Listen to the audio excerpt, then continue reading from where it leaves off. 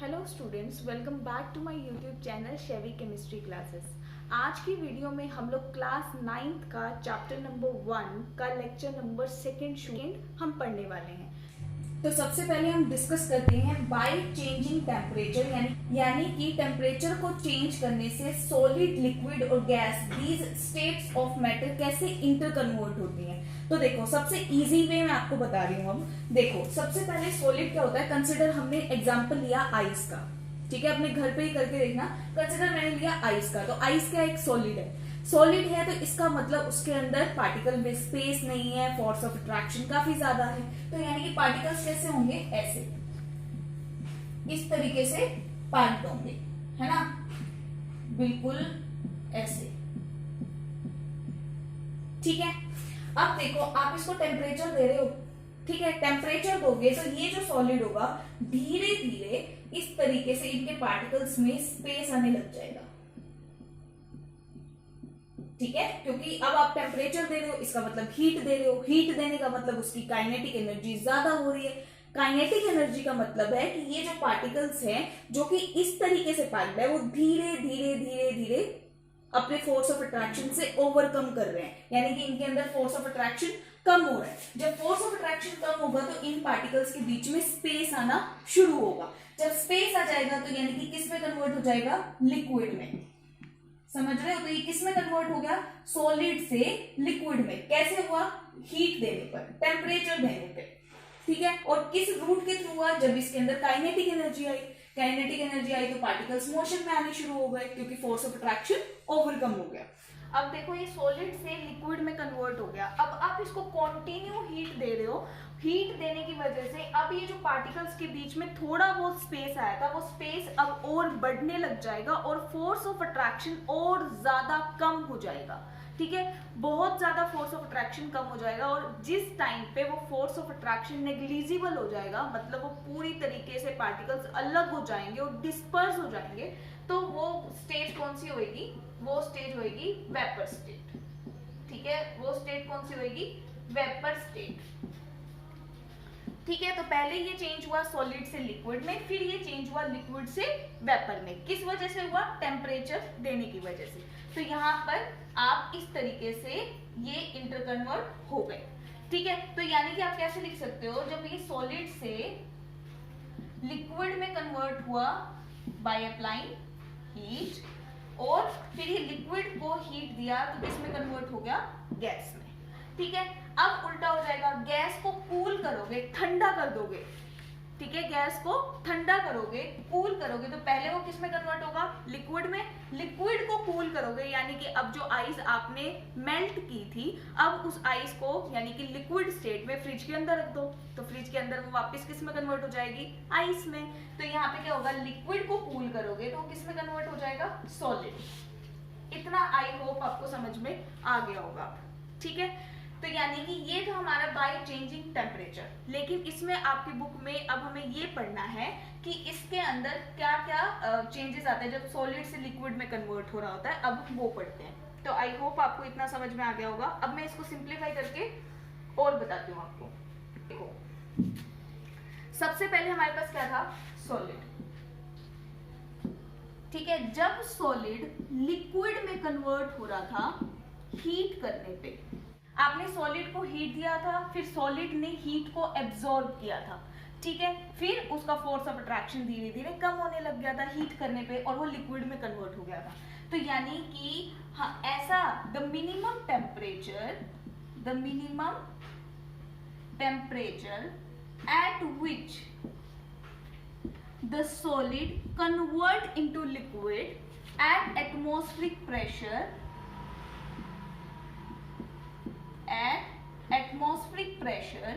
is known as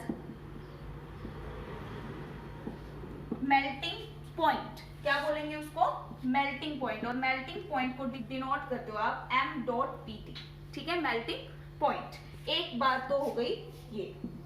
ठीक है, दूसरी टर्म हम पढ़ रहे हैं लेटेंट हीट ऑफ फ्यूजन। ठीक है, अब एक्चुअल में बात ये है कि जब हम आइस को हीट दे रहे हैं तो हीट को वो एब्जॉर्ब कर रहा है। तो हीट को एब्जॉर्ब करने पर एक्चुअल में होता क्या है, अगर आप आइस के 10 पीस ले रहे हो, ठीक है, और आपने एक बीकर लिया और आइस के 10 पीस आपने ले लिए और इसमें थर्मोमीटर को आपने कनेक्ट कर दिया, तो इसमें टेम्परेचर तब तक राइज नहीं करेगा जब तक ये पूरी की पूरी आइस लिक्विड में कन्वर्ट नहीं हो जाती। इस चीज का आपको ध्यान रखना है, पूरी की पूरी आइस जब तक लिक्विड में कन्वर्ट नहीं हो जाती तब तक इस थर्मोमीटर में टेम्परेचर राइज नहीं करता है। अगर आप कंटिन्यू नीचे से हीट दे रहे हो और टेम्परेचर राइज नहीं कर रहा है तो उसका क्या रीजन होगा? उसका डायरेक्ट रीजन है कि ऐसी हीट, लेटेंट हीट का मतलब होता है, लेटेंट का मतलब होता है हिडन। तो इसका क्या मतलब हुआ कि अगर आप हीट दे भी रहे हो और टेम्परेचर राइज नहीं कर रहा है, यानी कि लेटेंट हीट ऑफ फ्यूजन का मतलब है, फ्यूजन का मतलब है सॉलिड से लिक्विड में कन्वर्ट होना, लेटेंट का मतलब है हिडन, और हीट का मतलब है हीट देना, यानी कि the amount of heat absorbed by 1 kg of solid into the liquid at the atmospheric pressure of its melting point is known as the latent heat of fusion। इसका मतलब मैं ढंग से समझाती हूँ, देखो इसको रब कर रही हूँ मैं। The amount of heat absorbed by 1 kg of solid, कितना लेना है? 1 kg। ध्यान रखना 1 kg ही है, इसकी स्पेसिफिक वैल्यू आपको 1 kg लेनी है, यानी कि आपको आइस कितना लेना है? 1 kg, ठीक है। तो amount of heat absorbed by the 1 kg of solid, मतलब हमने यहाँ पे आइस लिया है तो मैं यहाँ पे आइस लिख देती हूँ, into liquid at its atmospheric pressure of its melting point is known as latent heat of fusion। समझ में आया? फ्यूजन का मतलब क्या होता है? सॉलिड से लिक्विड में कन्वर्ट होने वाली प्रोसेस को फ्यूजन कहते हैं, यानी सॉलिड का टूटना। फ्यूजन का मतलब टूटना, तो सॉलिड से लिक्विड में टूटने को हम क्या बोलते हैं? फ्यूजन। लेटेंट हीट का मतलब होता है कितनी आप सॉलिड को हीट दे रहे हो कि वो लिक्विड में कन्वर्ट हो जाए, कितने सॉलिड को? 1 kg सॉलिड को। तो ये हो गया आपका लेटेंट हीट ऑफ फ्यूजन, ठीक है। अब हमें प्रोसेस पढ़ना है लिक्विड टू गैस का, ठीक है, यानी कि अब लिक्विड से गैस में कन्वर्ट होने के लिए हम उसको कॉन्टिन्यू टेम्परेचर दे रहे थे, यानी कि कॉन्टिन्यू टेम्परेचर की वजह से लिक्विड बॉयल होना शुरू करेगा, ठीक है, तभी तो वो गैस में कन्वर्ट होगा और फिर स्टीम में चेंज हो जाएगा। तो यानी कि the temperature at which, the minimum temperature at which the liquid is converted into the gas is known at the atmospheric pressure is known as boiling point। और always remember boiling point जो होता है वो एक bulk phenomena होता है।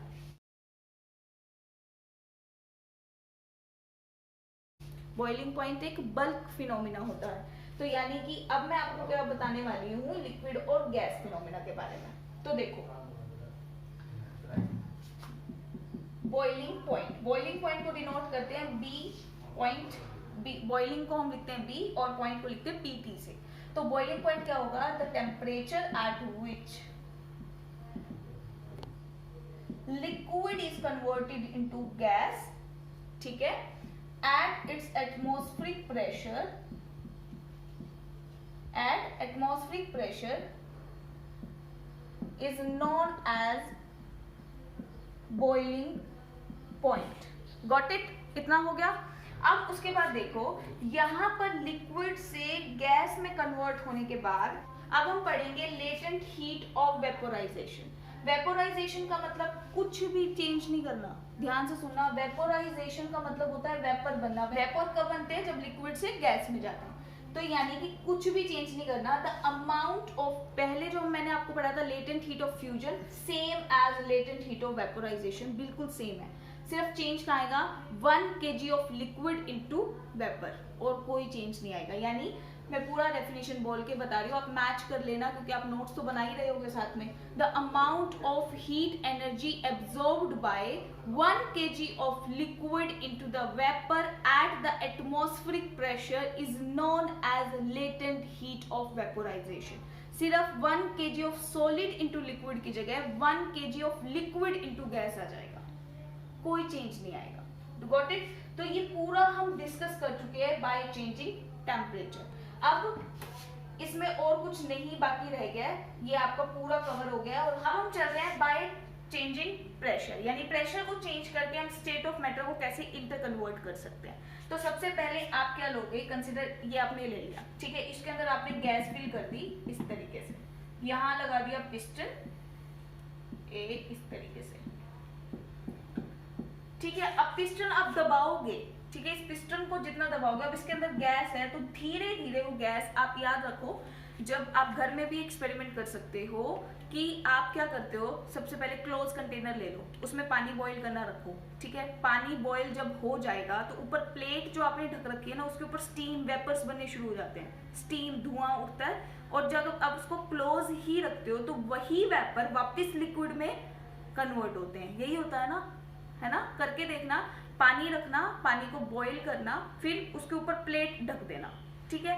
तो आपको पानी के वॉल्यूम में चेंज नहीं मिलेगा, क्योंकि जितना स्टीम में कन्वर्ट हो रहा है वो स्टीम वाला वापस लिक्विड में कन्वर्ट हो रहा है, यही होता है। तो इसका मतलब क्या हुआ, जैसे ही आप इस गैस को प्रेशराइज करोगे तो ये किस में कन्वर्ट हो जाएगी, लिक्विड में।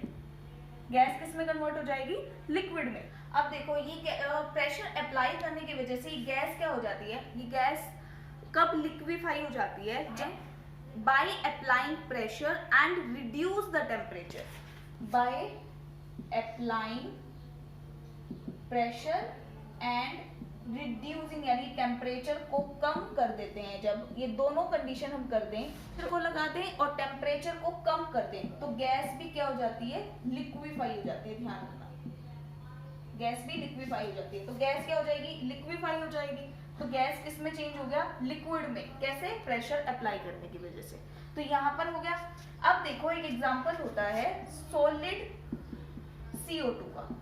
देखो सॉलिड CO2 में क्या होता है कि जब आप CO2 मतलब कार्बन डाइऑक्साइड, ठीक है, जब आप इसके ऊपर प्रेशर 1 एटमॉस्फेरिक अप्लाई करते हो, प्रेशर कितना, 1 एटमॉस्फेरिक, और टेम्परेचर को कम कर देते हो, ठीक है, तो उस कंडीशन में ये जो सॉलिड CO2 होता है ये गैस में कन्वर्ट हो जाती है, ठीक है, विदाउट चेंजिंग इनटू लिक्विड। ये पहले लिक्विड में कन्वर्ट नहीं होती, डायरेक्टली कन्वर्ट हो जाती है गैस में, ठीक है। तो यहाँ पर क्या होगा कि इसका मतलब सॉलिड CO2 को गैस में कन्वर्ट किया जा सकता है बाय अप्लाइंग 1 एटमॉस्फेरिक प्रेशर। तो इसका मतलब है कि प्रेशर को अप्लाई करके भी मैटर की स्टेट को इंटर कन्वर्ट किया जा सकता है। तो ठीक है, दिस इज द एग्जांपल। अब हम एक चार्ट देख लेते हैं लास्ट में समरी के लिए, और फिर हम इस वीडियो को आज के लिए यहीं खत्म करेंगे। जब हम सॉलिड को लिक्विड में कन्वर्ट करते हैं तो इसका नाम हमने अभी पढ़ा मेल्टिंग पॉइंट, ठीक है, इसको हम क्या बोलते हैं, मेल्टिंग, ठीक है। और जब लिक्विड से सॉलिड में कन्वर्ट होगा उसको हम क्या बोलते हैं, फ्रीजिंग। क्या बोलते हैं, फ्रीजिंग।